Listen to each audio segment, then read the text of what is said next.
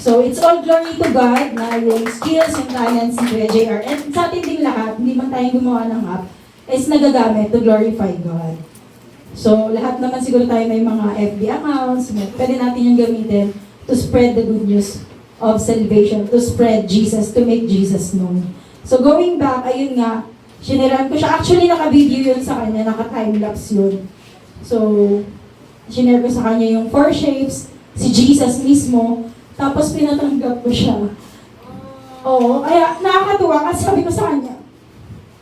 Kasi si Maring Liza, ano siya, friend material kasi siya.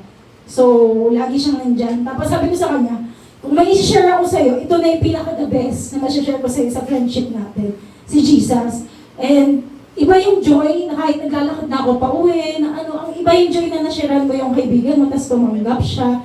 And then, I'm praying to God and I ask for your help din sa prayers na masimulan yung follow-up session. Inintrohan ko naman, sabi ko, Mare, ano tayo, one of these days, labas ulit tayo, tapos mag-Bible study tayo. So, syempre, yung term natin is Bible study. Sabi niya, sige, why not? Kailangan lang namin magtagpo yung schedule namin and all. And ayun, maraming salamat sa Lord.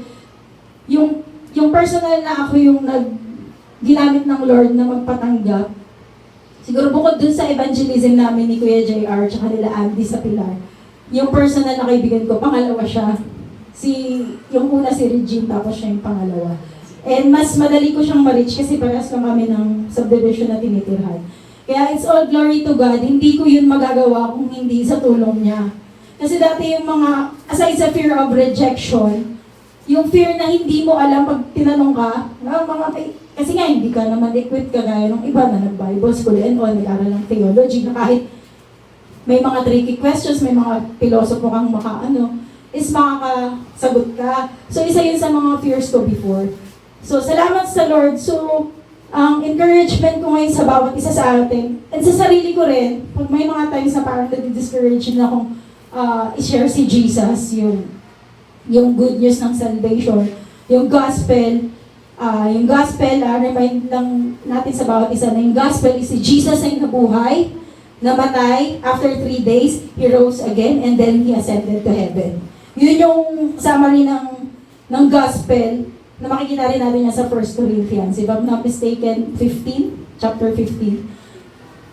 Ayun, so, huwag tayong mahiya na i-share si Jesus. So, all we have to do is to obey, tapos si Holy Spirit na yung bahalang kumilos. And then, yun nga yung success ng pag-share natin, hindi yung sa napatanggap natin, kasi may mga times na hindi talaga i-introhan mo pala, ay alam ko na yan. Huwag tayong maano doon, kasi yung success natin is yung sumunod tayo kay Jesus, sumunod tayo sa Lord, and everything else will follow. Kung sino-sino yung handa na, kumbaga hinog na for the harvest, ilili tayo ni Lord, basta hingin natin sa Kanya. Pero syempre, hindi smooth lahat. May mga bumpy roads din, may mga pagkakataon na nare-reject talaga tayo. But isurrender lang natin kay God. Sabi nga ng kanta natin kanina, di ba? Damdamin man natin wasak. Minsan, rin tayo minsan struggling din tayo. Pero, isusuko natin yung buhay natin sa Lord, tapos siya na yung bahala sa lahat. And wala tayong talo kay Jesus. And ayun, nawa lahat tayo magkaroon ng boldness, ng desire, ng compassion din sa iba, na makilala nila si Jesus at magkaroon din sila ng buhay na walang hanggan. To God be all the glory.